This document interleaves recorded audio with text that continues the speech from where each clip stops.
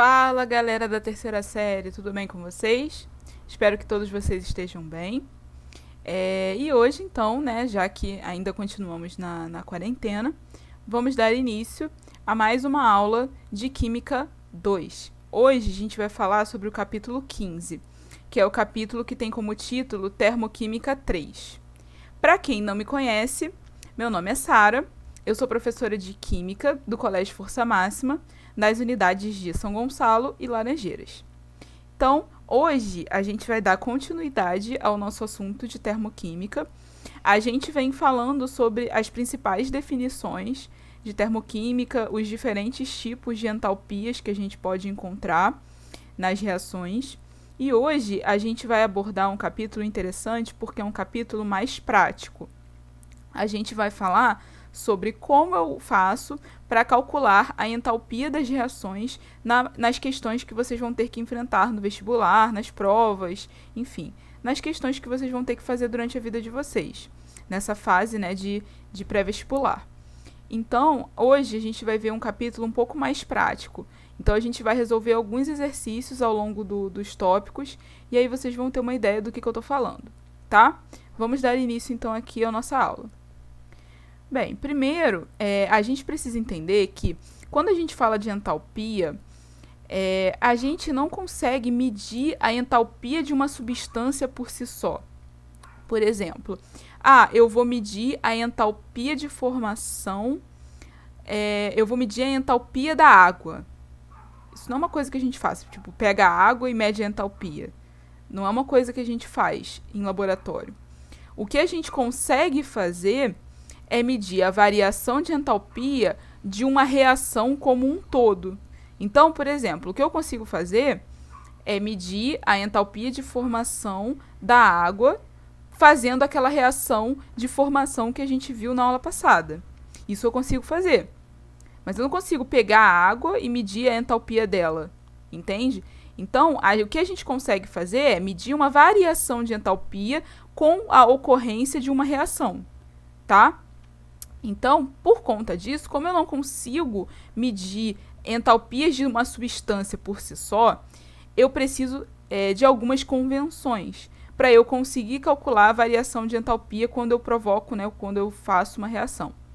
A convenção é o seguinte: substâncias simples no estado padrão, ou seja, na sua forma física e alotrópica mais abundante, em que elas se apresentam a temperatura de 25 graus Celsius e pressão de 1 atm, possuem entalpia igual a zero. Por exemplo, entalpia de formação do carbono grafite é zero. Por quê? Porque carbono ele está na sua forma de substância simples e ele está na sua forma alotrópica mais abundante, que é o grafite. Então, o ΔH de formação padrão, né, de carbono grafite é zero, ok? Então, é isso que eu estou falando. Então, essas substâncias simples, quando no estado padrão, ou seja, na sua forma física mais simples e alotrópica mais abundante, com temperatura de 25 graus Celsius e pressão de 1 atm, que seria o seu estado padrão, a gente vai ter que a entalpia igual a zero para essas substâncias. Vocês vão ver nos exercícios que a gente vai se deparar em algumas situações onde a gente vai observar que a entalpia é zero, porque a gente vai ter a substância no seu estado padrão. Isso na sua forma mais simples, tá? O carbono grafite é um exemplo.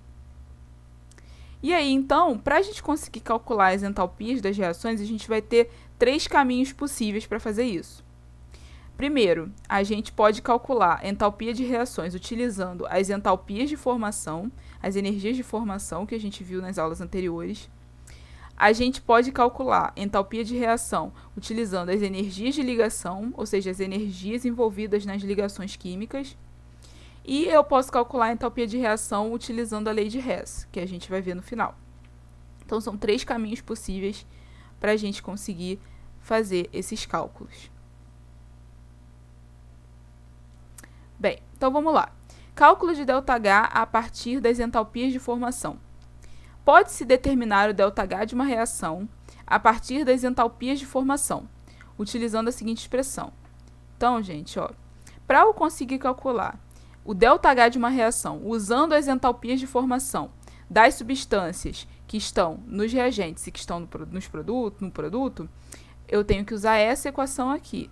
ΔH da reação é igual ao somatório, lembrando que esse símbolo aqui matemático, ele representa somatório das entalpias dos produtos menos o somatório das entalpias dos reagentes. Então, na realidade, o que eu vou fazer? Eu vou ter uma reação, eu vou ter que somar as entalpias dos produtos e depois subtrair pela soma das entalpias dos reagentes envolvidos naquela reação. E aqui, só para a gente relembrar, o que é uma entalpia de formação? A gente já viu isso nas aulas anteriores, né? Entalpia de formação é aquela energia liberada ou absorvida na formação de 1 mol de substância a partir dos seus constituintes mais simples no estado padrão. Então, a gente vai fazer o uso dessas entalpias de formação para poder calcular o ΔH das reações. E aí, aqui só para relembrar um exemplo de entalpia de formação do gás carbônico. Então, aqui, olha só, carbono-grafite é um exemplo de substância que, utilizando aquela convenção que a gente viu no último slide, o ΔH dela é igual a 0, né? Ou seja, a entalpia de formação do carbono-grafite é 0. O oxigênio gasoso, como eu estou com o átomo de oxigênio na sua forma mais simples, no seu estado mais abundante, que é gasoso, e eu tenho aqui o estado padrão, então, obviamente, essa entalpia também vai ser 0. Então, aqui a gente parte dos constituintes mais simples, que tem entalpia 0, para poder encontrar o ΔH de formação de uma substância, nesse caso, o CO2, ok?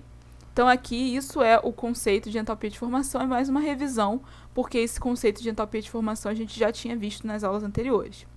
Então, agora, o que a gente vai fazer a gente vai resolver uma questão envolvendo cálculo de ΔH a partir da entalpia de formação, para vocês verem como que vocês vão encontrar esse tipo de situação nas questões que vocês vão ter que enfrentar. Bem, aqui a gente vai fazer a questão 11 dos exercícios contextualizados, tá? Da apostila de vocês. Todas as questões que eu peguei aqui são da apostila.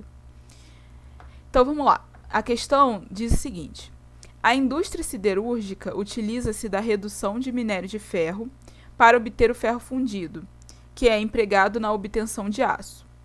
A reação de obtenção do ferro fundido é representada pela equação a seguir. Então, a gente tem aqui o óxido de ferro mais 3 mols de monóxido de carbono indo a 2 mols de ferro sólido mais 3 mols de CO2, de dióxido de carbono, certo? Então, essa aqui é a nossa equação química que representa a obtenção do ferro fundido. Aí, ele te dá como dado entalpias de formação de algumas substâncias. Ele te dá a entalpia de formação aqui do Fe2O3, né? Do óxido de ferro. Ele te dá a entalpia de formação do monóxido de carbono e te dá aqui a entalpia de formação do dióxido de carbono. E aí ele pergunta a entalpia da reação no estado padrão, certo? Ou seja, utilizando aqui os ΔHs de formação padrão. Você vê? Ó, esse zerinho, só para vocês saberem, tá? Toda vez que vocês verem uma situação assim, ó, ΔH de formação, né? Porque esse F é ΔH de formação, com um zero em cima, isso significa que é porque aqui a gente está com as entalpias no estado padrão, ou seja, a 25 graus Celsius e 1 atm de pressão, tá?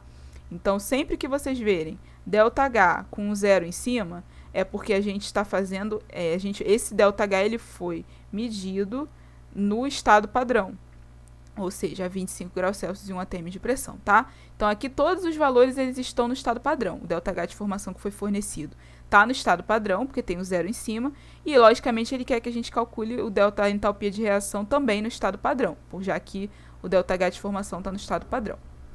Bem, vamos começar, então, aqui a nossa questão. Primeira coisa que a gente vai fazer, a gente vai observar a reação que está envolvida.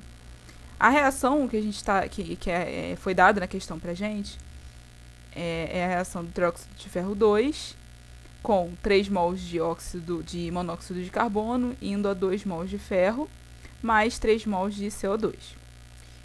Logicamente, como foi dado para a gente, né, a informação de ΔH de formação dos constituintes da reação, O método que a gente vai utilizar de cálculo é o método do cálculo de ΔH a partir das energias de formação. Então, a equação que a gente vai utilizar é essa equação. ΔH é igual ao somatório das entalpias dos produtos menos o somatório das entalpias dos reagentes. Primeiro passo que a gente vai fazer, a gente vai calcular a entalpia dos reagentes. Ou seja, vamos calcular a entalpia vamos calcular essa parcela aqui da equação, o somatório do H dos reagentes, tá? Então vamos lá. O primeiro reagente que a gente tem é o trióxido de ferro 2. O ΔH de formação padrão dele é menos 824,2 kJ por mol. Essa foi a informação dada para a gente na questão. E para o monóxido de carbono, o ΔH de formação padrão do monóxido de carbono, que foi dado na questão para a gente, é menos 110,5 kJ por mol. Para a gente calcular, então, o somatório da entalpia padrão, né, dos reagentes, o que eu tenho que fazer? Eu vou pegar o valor do ΔH de formação de cada um deles e vou multiplicar pela quantidade que cada um deles aparece na equação. E depois eu vou somar tudo. Então, vamos começar por partes. Vamos ver primeiro aqui o trióxido de ferro 2. Quantos mols de trióxido de ferro 2 eu tenho na equação? Eu tenho 1 mol, certo? Olha aqui na equação. Eu tenho 1 mol de trióxido de ferro 2 reagindo. Então, é 1 vezes o ΔH de formação dele, que é menos 824,2.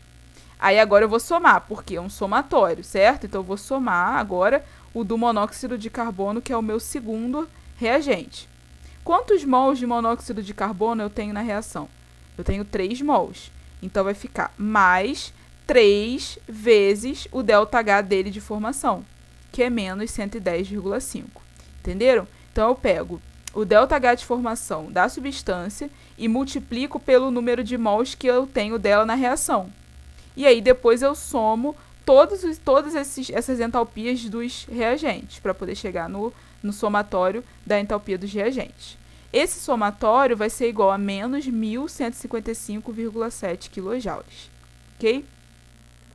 Agora, vamos fazer o cálculo, esse mesmo cálculo, só que para a entalpia dos produtos. O primeiro produto que a gente tem é o ferro.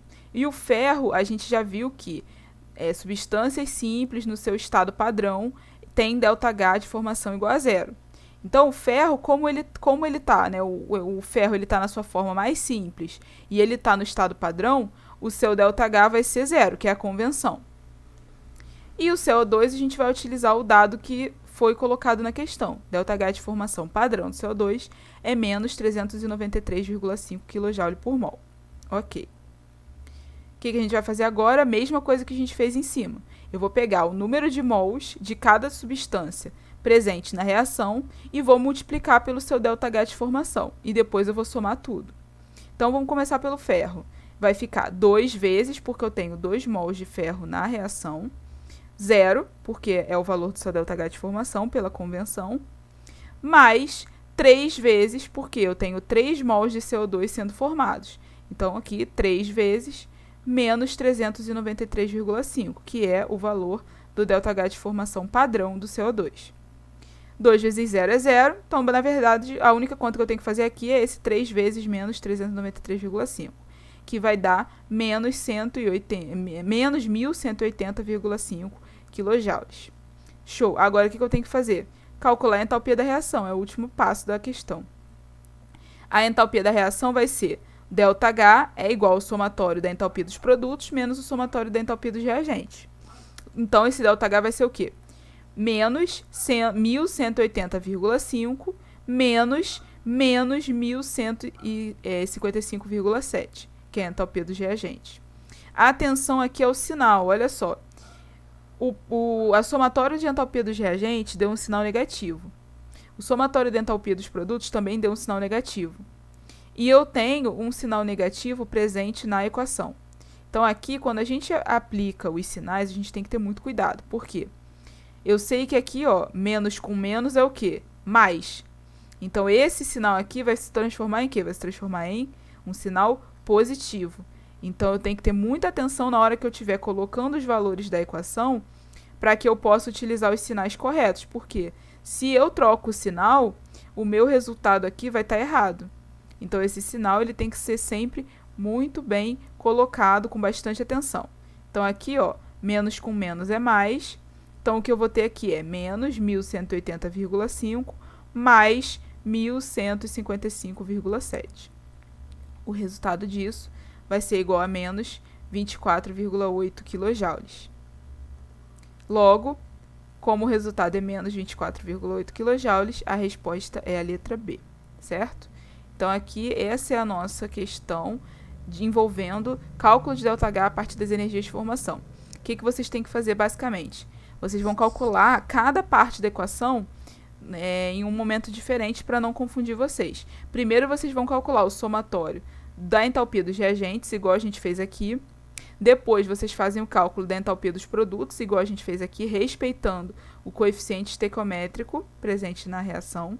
E, por último, vocês já com os valores que vocês obtiveram, vocês só vão aplicar na equação. Fica bem mais simples e evita de vocês errarem. Se vocês colocarem tudo isso dentro da equação principal, vocês vão ficar confusos e podem acabar errando por causa disso. É melhor fazer o passo a passo, que é a garantia de vocês acertarem, certo?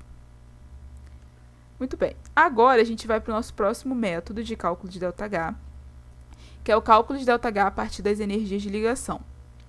A energia de ligação é a energia necessária para romper 1 mol de ligações entre átomos no estado gasoso, a 25 graus Celsius e 1 atm.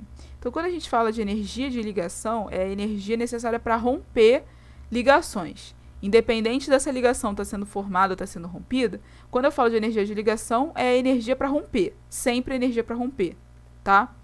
Então, ruptura de ligação é um processo endotérmico, logo ele tem ΔH positivo. Formação de ligação é um processo exotérmico, logo ele tem ΔH negativo. Ruptura de ligação é o que ocorre nos reagentes, porque quando eu estou fazendo uma reação química, eu preciso quebrar as ligações dos reagentes para poder formar novas ligações e gerar os produtos. Então, o processo de ruptura de ligação é o processo que acontece com os reagentes da minha reação. E o processo de formação de ligação para dar origem a novas substâncias é o que ocorre nos produtos. E isso é um processo exotérmico com ΔH negativo. Então, eu tenho duas possibilidades de cálculo de ΔH utilizando energia de ligação. Eu posso calcular o ΔH da reação fazendo o somatório do ΔH das ligações rompidas. E aí eu tenho que lembrar que esse ΔH ele vai ser sempre positivo, porque ruptura de ligação é processo endotérmico. Então, eu tenho aqui, ó, somatório de ΔH de ligações rompidas vai ser sempre um valor positivo, mais o somatório do ΔH das ligações formadas. E aí eu tenho que lembrar que, quando eu trato ligações que estão sendo formadas, eu estou falando de um processo exotérmico. Então, esse somatório aqui vai ser sempre um somatório negativo. Então, quando eu utilizo essa equação, vocês normalmente têm mais trabalho porque vocês têm que se atentar ao sinal. Aqui, vocês têm que utilizar sinal positivo, porque você está falando de ligação rompida. E aqui, vocês têm que usar o sinal negativo, porque vocês estão falando de ligações formadas. Então, essa equação é uma equação que ela confunde muito vocês, porque vocês têm que estar muito atentos ao sinal que vocês estão usando. Vocês têm que lembrar que o ΔH de ligação rompida é sinal positivo e ΔH de ligação formada é sinal negativo. E isso vocês esquecem. Então, aqui, qual a equação que a gente vai usar para evitar esse tipo de problema? A gente vai usar essa equação aqui. ΔH é igual ao somatório da energia de ligação dos reagentes menos o somatório da energia de ligação dos produtos. Qual é a vantagem de vocês usarem essa equação? Vocês não vão precisar se preocupar com o sinal das energias envolvidas em rompimento ou formação de ligação. Vocês vão usar o sinal, ou seja, vocês vão usar a entalpia que já é dada na questão. Porque toda questão que vocês vão enfrentar com ΔH, com cálculos de ΔH a partir da energia de ligação, o que a questão vai fornecer para vocês é a energia de ligação das substâncias presentes nos reagentes e das substâncias presentes nos produtos. Então, na realidade, a questão ela já vai te dar isso aqui. Ela já vai te dar a energia de ligação. O seu único trabalho vai ser fazer o somatório e colocar nessa equação aqui. Então, é muito mais fácil, porque vocês não precisam se preocupar com os sinais. Vocês já vão usar os valores direto na equação. sem se preocupar com o fato de um ser positivo e o outro ser negativo. A dificuldade dessa primeira equação aqui, quando a gente usa ΔH de ligações rompidas e ΔH de ligações formadas, é que vocês têm que lembrar do sinal. ΔH de ligações rompidas, vocês vão ter que colocar o sinal positivo, e o ΔH das ligações formadas, vocês vão ter que colocar o sinal negativo, senão vai dar erro, vocês vão dar um resultado errado. Por isso que eu prefiro usar essa equação, porque essa equação vocês usam os valores que já foi dado na questão, vocês não tem que se preocupar com o sinal, é só aplicar os valores aqui, tá? Então, a próxima questão que a gente vai fazer, que é a questão de cálculo de ΔH com energia de ligação, a gente vai fazer usando essa última equação aqui, que eu acho mais simples e vocês erram menos, tá? Então, vamos lá. Aí, aqui só uma observação. Para eu fazer esses cálculos de ΔH de energia de ligação, eu preciso conhecer as fórmulas estruturais das substâncias. Por quê? Porque eu preciso saber todas as ligações que estão acontecendo naquela substância. E a única forma de eu conhecer todas as ligações que estão presentes naquela substância é fazendo a fórmula estrutural dela, para eu poder contar todas as ligações e não ter erros na hora de fazer a questão. Vocês vão entender melhor agora quando a gente for resolver a questão. Bem, então, para a gente poder fazer essa questão de cálculo de ΔH a partir de energia de ligação, a gente vai utilizar um exemplo, que é a questão 5 dos exercícios conceituais de vocês. Observe que na questão ele te dá uma tabela, né, baseado na tabela contendo valores de entalpia de ligação a seguir. Então, ele já te deu a energia de ligação, aquele EL, né? Observe que todos esses valores aqui estão positivos. Por quê? A gente já viu que a energia de ligação é a energia para romper. Então, sempre que a gente falar de energia de ligação, a gente vai estar falando de energias positivas, tá? Então, aqui a gente tem as entalpias de ligação de cada ligação que ele te dá aqui. A gente tem ligação entre carbono e hidrogênio, ligação entre carbono e carbono, ligação dupla de carbono com oxigênio, ligação dupla de oxigênio com oxigênio, assim por diante, tá? Pode-se calcular que o calor liberado em kJ por mol na reação de combustão completa do butano em fase gasosa seria. Então, ele quer aqui que vocês calculem o calor liberado da reação de combustão do butano em fase gasosa, tá? Vamos lá, então? Vamos primeiro ver qual é a equação que a gente está falando nessa questão. A equação que a gente está falando é a equação da reação de combustão do butano. O butano, ele é um hidrocarboneto com 4 carbonos, certo? Então, a fórmula dele molecular é C4H10. Como eu estou falando de reação de combustão, eu vou ter o combustível, que é o butano, reagindo com oxigênio e formando CO2 e água. Quando a gente faz aqui o balanceamento estequiométrico da reação, eu vou ter 3 meios de oxigênio reagindo com 1 mol de butano para gerar 4 mols de CO2 mais 5 mols de água. Professora, não sei como faz esse balanceamento aí que a senhora fez. Como que eu faço? Então, gente, quando a gente falou de estequiometria, lá nas aulas iniciais, eu fiz uma aula só explicando para vocês como que vocês têm que fazer balanceamento de equação. Então, se vocês ainda têm dúvida em como faz o balanceamento, eu sugiro que vocês assistam às aulas de estequiometria de novo. Porque acho que na primeira aula de estequiometria que eu dei para vocês aqui no canal da escola, do YouTube, eu fiz uns 2 ou 3 slides explicando como fazer balanceamento de reação. Então, o meu conselho é, como a nossa aula o foco não é balanceamento de equação, o foco é cálculo de ΔH, mas vocês precisam saber balanceamento para poder conseguir fazer o cálculo do ΔH correto, a minha sugestão é que vocês voltem a assistir a primeira aula de estequiometria e façam uma revisão de balanceamento, para vocês, caso vocês ainda tenham dúvida. Se vocês conseguem fazer o balanceamento e conseguiram entender tranquilo esse balanceamento aqui, show! Vocês podem continuar vendo essa questão de energia de ligação. Caso esse balanceamento não seja ainda muito claro na cabeça de vocês, eu sugiro que vocês assistam a aula de balanceamento. Show?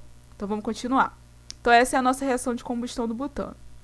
O que eu tenho que fazer primeiro? Primeiro, eu tenho que calcular a energia de ligação, as energias de ligação presentes aonde? Presentes nos reagentes, que no caso é o butano e o oxigênio, correto?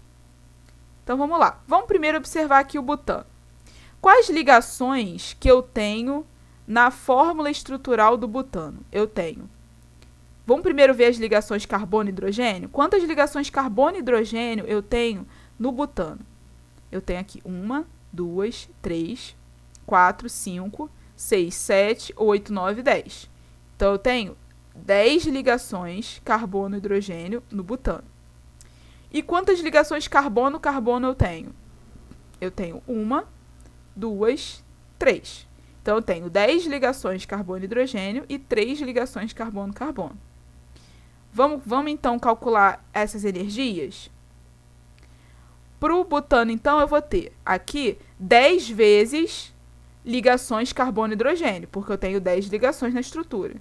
Então, isso aqui vai ser o quê? 10 vezes 412 kJ, que é o valor do ΔH de ligação dessa ligação aqui carbono-hidrogênio, que foi dado na questão para vocês naquela tabela. Essa multiplicação, então, vai dar 4.120 kJ. E eu tenho 3 ligações carbono-carbono. Logo, eu tenho 3 vezes 348 kJ, que é o valor para a energia de ligação do carbono-carbono. Essa multiplicação, 3 vezes 348, vai ser igual a 1.044 kJ. Qual é a próxima estrutura que eu tenho, então? A próxima estrutura que eu tenho é o oxigênio, certo? Que é o oxigênio é o nosso próximo reagente. A fórmula estrutural do oxigênio são esses dois átomos de oxigênio ligados por uma ligação dupla. Então, na estrutura do oxigênio, eu tenho só uma ligação dupla, oxigênio-oxigênio. Mas quantas mols de oxigênio eu tenho na reação? Eu tenho 13 dividido por 2 mols de oxigênio, ou seja, eu tenho 13 meios mols de oxigênio presentes na reação. Então, para cada mol, eu tenho 1 mol de ligações duplas oxigênio-oxigênio. Mas aqui eu tenho 13 meios. Então, o que eu tenho que fazer? Eu tenho que multiplicar a quantidade que eu tenho do oxigênio na reação pelo número de ligações que cada estrutura do oxigênio tem. Como o oxigênio só tem uma ligação dupla entre o oxigênio, qual vai ser uma multiplicação, então? Vai ser 13 meios vezes uma ligação dupla de oxigênio. Ficou claro? Olha só. Imagina o seguinte. Cada átomo, vamos falar de molécula, tá? Para ficar mais fácil, porque quando eu falo de mol, vocês ficam meio confusos. Vamos falar de molécula, então. Cada molécula de oxigênio tem uma ligação dupla só, certo? Uma ligação dupla oxigênio-oxigênio. Na reação, eu tenho uma molécula só? Não. Na reação, eu tenho quantos? Eu tenho 13 meios. Então, o que eu tenho que fazer? Eu tenho que multiplicar 13 meios pelo número da ligação, pela ligação, correto? Porque eu não tenho uma só. Eu não tenho um só oxigênio que está reagindo. Eu tenho 13 meios de oxigênio reagindo. Então, eu tenho que considerar isso na hora de fazer o cálculo, ok? Então, 13 meios é 6,5. Então, vai ficar 6,5 vezes 484, que é o valor de energia de ligação para a ligação dupla do oxigênio. E aí, esse resultado vai ser 3.146 kJ. Beleza, então agora eu já sei todas as energias de ligação envolvidas nos reagentes. O que eu tenho que fazer agora? Eu só preciso somar, certo? Então, o somatório das energias de ligações dos reagentes vai ser 4.120, que é a energia das ligações carbono e hidrogênio do butano, mais 1.044, que é o valor das energias de ligação das ligações carbono-carbono do butano, mais 3.146, que é correspondente aos valores de energia das ligações duplas do oxigênio presentes na reação. Esse somatório vai dar como resultado 8.310 kJ, certo? Então, já calculei o somatório das energias de ligação dos reagentes. Qual o próximo passo? Vou ver as ligações agora dos produtos, certo? Quem são os meus produtos? O primeiro produto que a gente tem aqui é o CO2. A fórmula estrutural do CO2 é o carbono no meio, ligado por 2 ligações duplas com 2 átomos de oxigênio, tá? Então, essa aqui é a fórmula estrutural do CO2. Quantas ligações carbono-oxigênio eu tenho nessa fórmula? Eu tenho 2 ligações carbono-oxigênio, correto? Mas quantos mols de CO2 eu tenho reagindo na minha reação? 4 mols. Então, como é que eu tenho que fazer? 4, que é a quantidade presente na reação, vezes 2, que é o número de ligações da estrutura, vezes, então, a energia de ligação do carbono com o oxigênio. Entenderam? Então, aqui é a quantidade que eu tenho na reação, multiplicado pelo número de ligações que eu tenho na estrutura. Simples assim. E aqui, só depois multiplicar pela energia envolvida na reação. 4 vezes 2 é 8, então vai ficar 8 vezes a energia da ligação carbono dupla com oxigênio. Essa energia de ligação aqui, carbono dupla com oxigênio, vale 743 kJ. Então, vai ser 8 vezes 743, que dá 5.944, certo? E por último, o que a gente tem aqui é a água. A fórmula estrutural da água vocês já sabem, né, de qual é salteado. É um oxigênio aqui fazendo uma ligação aqui angular, né, com 2 hidrogênios. Então, quantas ligações oxigênio e hidrogênio eu tenho? 2. Eu tenho uma aqui e uma aqui. E quantas águas estão participando da reação? 5 águas. Então, como é que vai ficar a minha equação aqui? Como é que vai ficar o cálculo? 5, porque são 5 mols de água na reação, vezes 2, porque são 2 ligações de oxigênio e hidrogênio que eu tenho na estrutura da água. Então, vai ser 5 vezes 2, vezes a energia de ligação do hidrogênio com o oxigênio. 5 vezes 2 é 10, então vai ficar 10 vezes a energia de ligação do hidrogênio com o oxigênio, que vai dar 10 vezes 463, que é o valor dessa energia de ligação aqui. Esse resultado, então, é 4.630 kJ. Agora é só somar tudo. Vai ficar 5.944, que são as energias do CO2, mais 4.630, que são as energias da água. E aí o resultado disso vai ser 10.574 kJ. Ah, acabou? Não, a gente agora tem que calcular o ΔH da reação, né? Qual é a equação do ΔH da reação? ΔH da reação é igual ao somatório da energia de ligação dos reagentes menos o somatório da energia de ligação dos produtos. Então, aqui vai ser 8.310 menos 10.574, que vai dar menos 2.264 kJ por mol. Observe que a gente tem aqui uma reação exotérmica, o que condiz com a nossa reação de combustão. Lembrando que toda reação de combustão é uma reação exotérmica. Então, aqui o resultado desse ΔH, ele teria que ser negativo mesmo. E então, aqui a resposta é a letra B, que é a resposta onde a gente encontra esse valor que a gente achou aqui. Bem, gente, agora a gente vai para o nosso último método, né, de cálculo de ΔH, que é o cálculo de ΔH a partir da lei de Hess. A lei de Hess é uma lei que permite que a gente some equações, como se elas fossem equações matemáticas, inverta equações, e aí eu também tenho que inverter o sinal do ΔH, multiplique ou divida equações, e aí eu também tenho que fazer o mesmo com ΔH. Então, por exemplo, na lei de Hess, o que eu vou ter são várias equações intermediárias com o objetivo de chegar no ΔH de uma equação global, de uma equação principal. E aí, eu vou ter que utilizar essas equações intermediárias, né, essas reações intermediárias que eu conheço ΔH, para chegar no ΔH da minha equação principal, da minha equação global. E aí, como que eu faço isso? Eu posso fazer de diversas formas. Eu posso inverter essas equações intermediárias, e aí eu tenho que lembrar que eu preciso inverter o sinal do ΔH também. Eu posso multiplicar ou dividir essas equações, e aí eu tenho que fazer o mesmo com o ΔH. Então, qualquer procedimento que vocês façam com as equações intermediárias, vocês vão ter que fazer o mesmo com o ΔH. E aí, para que eu vou fazer isso tudo? Ou seja, para que eu vou somar a equação, inverter a equação, multiplicar e dividir a equação? Com qual objetivo? Para eu conseguir calcular a variação de entalpia de uma reação global, realizando o somatório de todas as entalpias envolvidas nas reações intermediárias. Então, na realidade, o que a gente tem na lei de Hess, a gente tem várias equações intermediárias, e a partir dessas equações intermediárias, eu preciso chegar na minha reação global e calcular o ΔH dela, certo? A gente vai ver isso com mais clareza nos exercícios. A lei de Hess é uma lei um pouco mais complicada de entender. Ela fica mais clara quando a gente exercita mesmo e faz os exercícios para vocês conseguirem visualizar bem isso que a gente está falando aqui. Então, vamos para o exercício. Para a gente treinar, eu escolhi a questão 14 dos exercícios contextualizados. Essa questão, ela diz o seguinte: Os propelentes de aerossol são normalmente clorofluorcarbonos, CFC, que, com o seu uso contínuo, podem reduzir a blindagem de ozônio na atmosfera.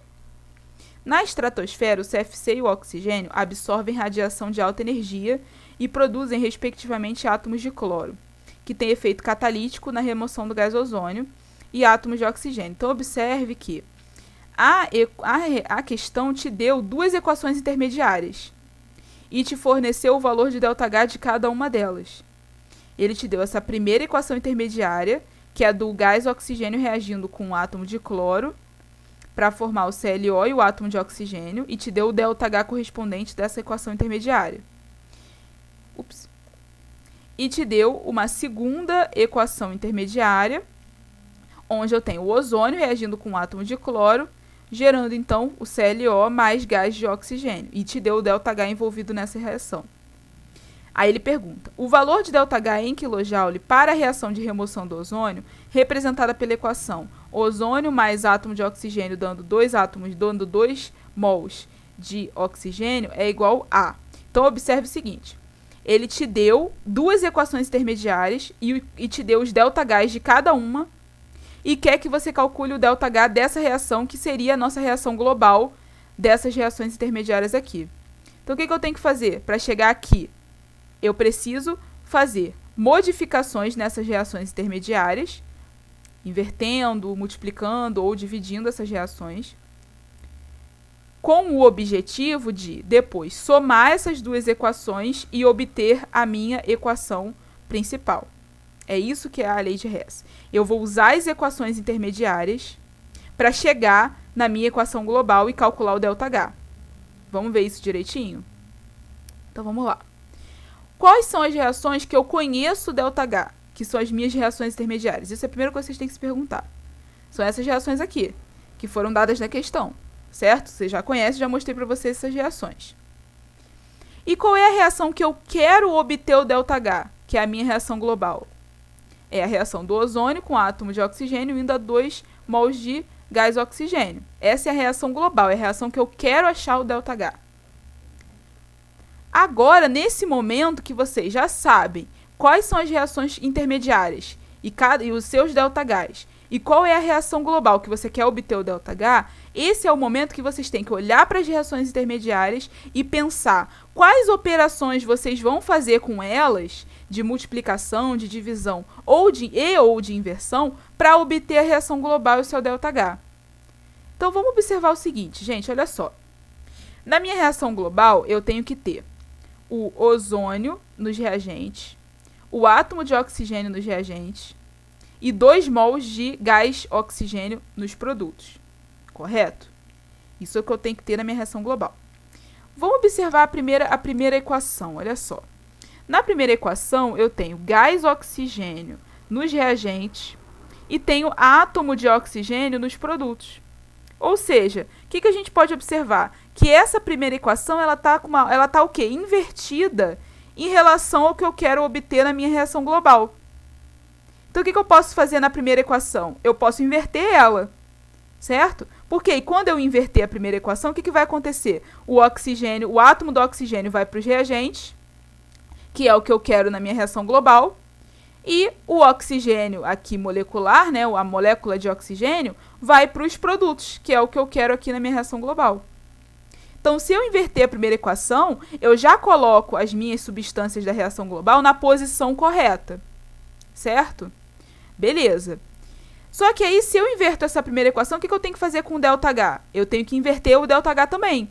Então, o ΔH que vai ser aqui positivo, ele passa a ser o quê? Negativo, porque eu inverti a primeira equação, certo? Ok. Invertendo a primeira equação, o que vai acontecer?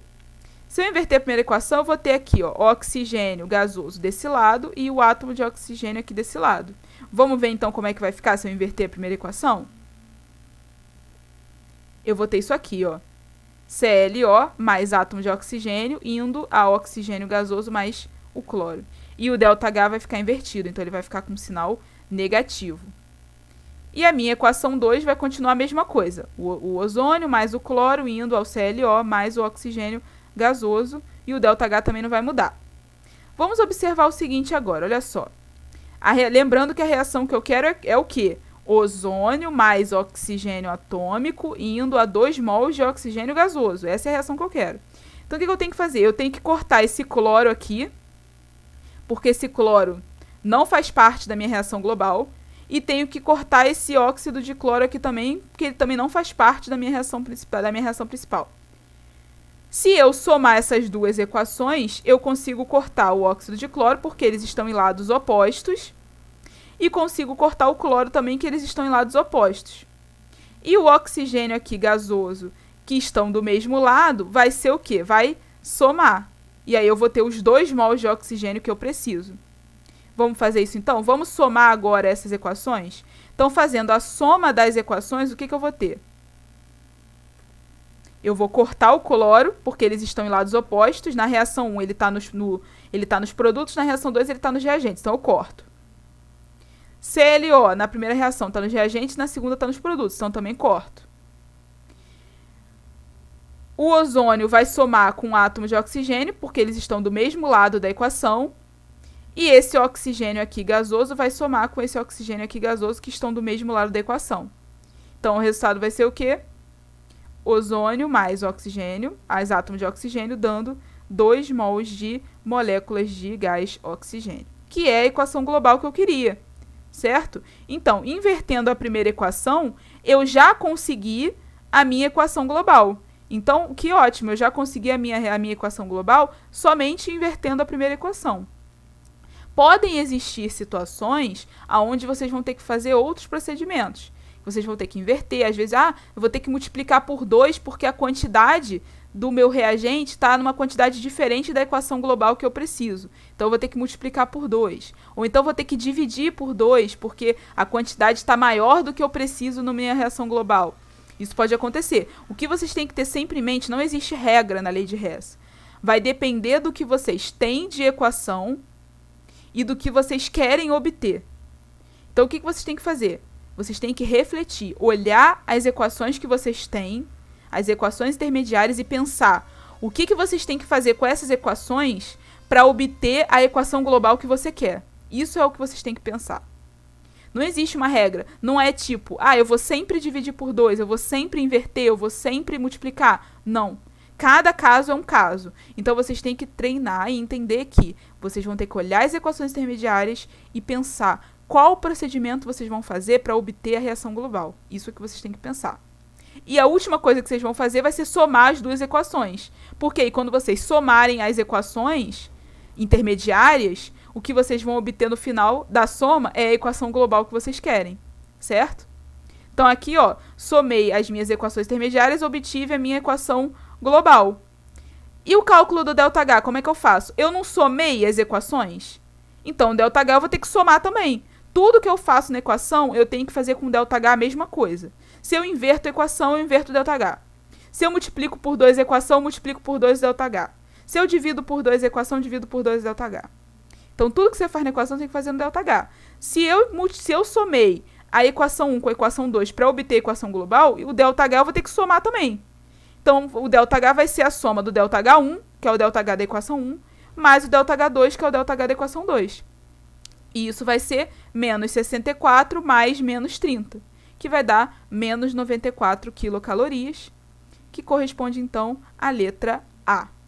Certo, gente? Então, lei de Hess não tem regra fixa. Vai depender de cada situação. O que é a regra na lei de Hess? Tudo que você faz com a equação, você tem que fazer com ΔH. E você tem que mexer nas equações intermediárias de forma a encontrar a equação principal que você quer. E aí calcular o ΔH dela. É isso. Parece um pouco com um sistema de equações que vocês fazem em matemática. É muito parecido, é a mesma ideia. Mas aqui, ao invés de vocês terem x e y, o que vocês têm são substâncias químicas. Certo?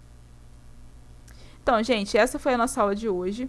Espero que vocês tenham entendido bastante os conceitos e entendido os exercícios que a gente resolveu. E, novamente, reforçando a importância de vocês fazerem os exercícios da apostila e utilizarem as aulas online para tirar as dúvidas de vocês, beleza? Então, a gente se vê na próxima aula.